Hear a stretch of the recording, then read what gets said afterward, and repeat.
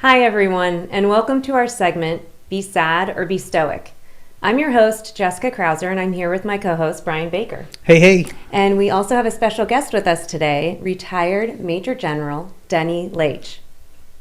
Hi. How are you? Good. How are you? Good. We're actually just going to go ahead and just jump right in. So, Denny, why don't you tell us a little bit about yourself? I grew up in Monaca, Pennsylvania, small steel town. It used to be a steel town. Now it's just a vacant shell of what it was. But went to high school and played football and other sports in high school, as most small town people do. And was lucky enough to get a scholarship and played college football at Lafayette, and then was in ROTC and was commissioned as a second lieutenant in the Army. Served 35 years in the Army, most of it in the reserve components. Short tour on active duty, and then went into the reserve components and had a career in finance and manufacturing. And in 2001, when we started the War on Terror, I was recalled to active duty and retired in 2006 as a Major General. I served in Kuwait, Honduras, Germany, Iraq, and went to the Army War College, and also did postgraduate work in national security, international and national security at the Kennedy School at Harvard. Wow. Yeah, nice. How's your background look like? Nothing like that. Oh, man, that's a lot of great stuff. Congratulations, and thank you for all the years that you've served our country. And I know you do a lot more now too, right? Yes. You're speaking and you talk to have keynotes. I took an oath in 2001 or in 1971 when I was commissioned, and I think that oath still applies. I still try to serve. I am a senior fellow at the Eisenhower Media Network. I am the chair of the executive director of the All Volunteer Force Forum, and serve as the chair of the Veterans Advisory Committee to our Veterans Memorial downtown in Columbus. Wow. Nice. And my other thing that I do is that I'm a part-time employee at Ohio Dominican University, where I'm the director of the Patriots program, which takes care of our veterans and sees that they take advantage of their GI Bill benefits, which they've richly deserved and earned, and nurture them through the process of getting a degree. That's great. I really feel like I do know that now. That's awesome. So you have all of that experience, and then you were diagnosed with Parkinson's. Yes. When was that? July of last year. Okay, so it's only been not even a full year. A rookie. Wow. So what's that experience been like for somebody? It's been quite an experience. You know, I was diagnosed in July, but of course had the year or two preceding in denial. But I was not surprised when the diagnosis was final. I was surprised at a couple of things. I thought sure when I did the brain scan that football, the concussions were part of it. But when I played, the concussion protocol was smelling salts. How many fingers do I have up and I get back in there? It's quite different now, but it's been an experience, and one that I've accepted and grown into. But it changes things. But I'm a lucky guy. I really am. I have a great doctor and good insurance and supportive family and friends, and my wife is a very supportive, and she's supportive but not patronizing, which is important. And very important. It's been a real journey, because my entire life I've viewed myself as an athlete, and it changes things a bit. My golf game is not nearly as it's more exciting now than it was before, but you adapt and you adjust and you make the best of it. So you and I had a conversation, and this is why the topic is the way it is: be sad or be stoic.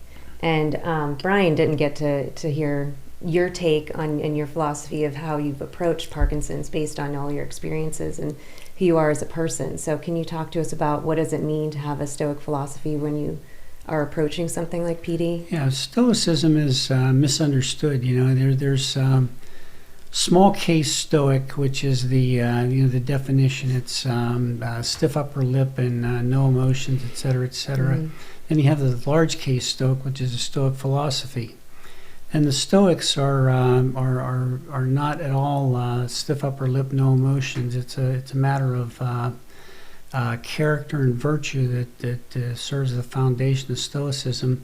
But Stoics believe in and pursue joy and tranquility and gratitude, and they're critical elements of it. But they're critical elements that they apply to Parkinson's too. We have a lot to be grateful for as we make this journey, and the other things that are part of it. But it's the focus is on character and virtue. You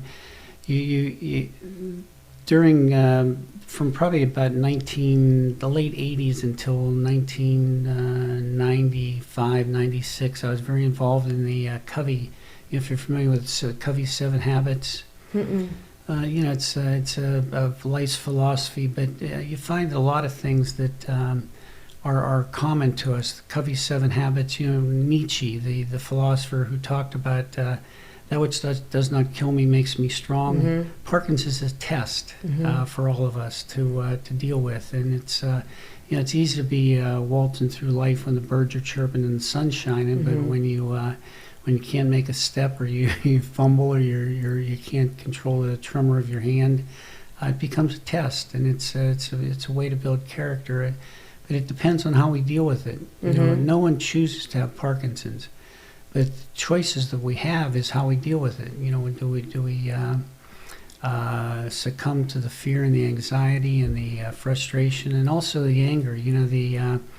The Stoic philosophy deals a lot with fear and anxiety and anger, and there's fear and anxiety that comes from being a Parkinson's victim, and also the families. Those around you have fear and anxiety.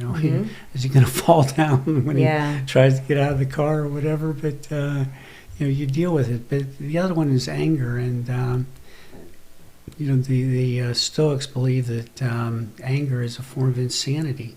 But it's easy to get down on yourself and have the frustration and the anger and not enjoy the good parts of life. Yeah, and we were talking about the good parts of, if there is a good part to Parkinson's, is all the people that we've met so far. Absolutely. I think about our whole group at PD Next Steps, and and other the young onset groups that I've been a part of as well. There's such an amazing group of people, and with amazing backgrounds. Everybody has a history. Everybody had, I don't want to say a life previous to Parkinson's, but it kind of is. This is just added on to it. Pre-Parkinson's and post-Parkinson's. Yeah. Which version? It changes, but it doesn't have to be a life change. It's life changing, but it doesn't have to be life dominating. Yeah. You can deal with it. Of course, it depends on the severity of the disease, but there's so many resources available to us with medications and exercise and other things that we can deal with it. But we need to make a choice as to how we deal with it. I know that our group is energized around exercise and sharing experiences, et cetera, et cetera. But I'm sure that there are other people who have gone into a closet and are not dealing with it effectively, and that doesn't have to be. Well, and you said you were, before you were diagnosed, you kind of had that denial, I don't know if it's a denial phase, but we all kind of went through that, just trying to figure out what was going on, right? You think it's in your head. Is there something really wrong with me, or, Yeah, well, there is something wrong. Let's face it. Yeah. But so how, what was that process like for you? When I said I volunteered that I was in denial for a year or two beforehand, and the other thing that complicated my diagnosis is that it was during the COVID crisis. So the other thing is that in December or November of 2020, I contracted COVID. and did you? was in the hospital. I was, that's pre-vaccine and all that. That's when it Yeah. was really serious. So I spent 4 or 5 days in the intensive care unit, and that disguised some things or complicated things in terms of diagnosis. But I think that I was in denial for probably a year or two beforehand, and you don't want to, you don't want to accept it. So there's a lot of groups out there, veterans for Parkinson's and stuff like that. Have you looked at your background and seen if there's any kind of connection between, chemicals you might have been exposed to while you were serving or anything like that might have caused this? No, I have no reason to believe that. It's a serious problem in the military, but I have no reason to believe that that there's anything in my military service that would have contributed to it. I'm the same way. So you said there's veterans for Parkinson's? Yeah, there's groups out there, veterans for Parkinson's, stuff like that, where a lot of people that served in Vietnam have come down with Parkinson's because of the chemicals that they were or that's exposed what to. they're assuming. Yeah, the Agent Orange, the effects, and the Yeah. VA has accepted that. The other thing is, that in Iraq and Afghanistan, Iraq in particular, we have the burn pit issue, and it's serious. But I have no reason to believe that there's anything in my military service that contributed. I was really surprised though when the brain scan came back and it was clean. I thought sure that the concussions from football were contributing. So was that to an it. MRI that they did, or did you do a DAT brain scan? I did an MRI. MRI, okay. Yeah, I was really surprised. I was almost disappointed. You like to have something you can pin it on. Yeah, right. Like that. I think that's what we all want to do. It's like, Yeah. even I think you were saying before that your mom was even saying like, is it something she did, or Yeah. is it something that we did ourselves? But yeah, we And want I to pin think it. we just have to accept where we are and deal with it as effectively as we can, and make sure that one of the things that the Stoics say is that you have to distinguish between what you control and what you don't control, and the whole idea of control in our life is such a myth. There's very little that we control. We can influence some things, but we need to distinguish between what we can control and what we can't, and deal with it in terms of reality. So since you're still, I'll consider you newly diagnosed because it hasn't been a year yet. Right. What would you tell somebody who has just been diagnosed? What advice could you give them? Seek the best medical advice you can get. Listen to your doctor. Exercise, and join a community. Join a community of Parkinson's patients or victims or whatever we are.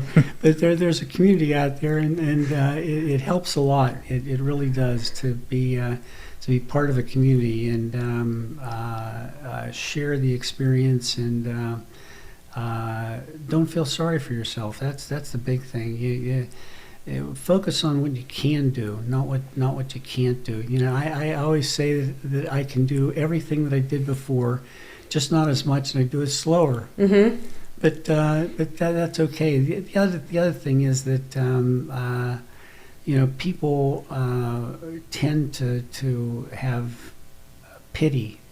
I find that a lot, and that's just not helpful. When they say, "Oh, I'm so sorry." Yeah, I say sorry for what? I have this disease, but I have a lot of resource, and I'm really a lucky guy given the resource that I have in the community that I've found. Mm-hmm.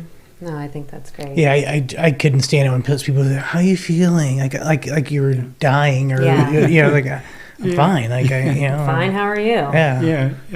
Yeah. But it's an experience that I wouldn't wish on anyone. Mm-hmm. But if you are exposed to it, if you do have Parkinson's, it's not the end of the world, and you have to make some decisions on how most effectively you can deal with it. And I think that I just suggest to any Parkinson's patient that take a look at the Stoic philosophy, because there's a physical piece of it, but there's an emotional piece of it too. And I've been a gym rat my whole life, so the physical piece of it I've adapted to really pretty well. But the emotional piece of it is something that I think that the Stoic philosophy can really help. I think that's great. In our last 30 seconds, I'd like to leave you all with this. The Stoic philosophy is one we can all learn from. While some may stereotype Stoics as suppressing their emotions, like you said, their philosophy is actually intended to teach us to face, process, and deal with emotions instead of running away from them. Parkinson's is a part of our journey. Michael J. Fox said, "This disease is something that's attached to my life. It's not the driver." So you have a choice. You can be in control and be the driver, or you can be the passenger. To help you make that choice, I'll leave you with one more quote from Michael J. Fox. He said, "I often say now I don't have any choice whether or not I have Parkinson's, but surrounding that non-choice is a million other choices that I can make." Thanks for tuning in. Thanks, Denny.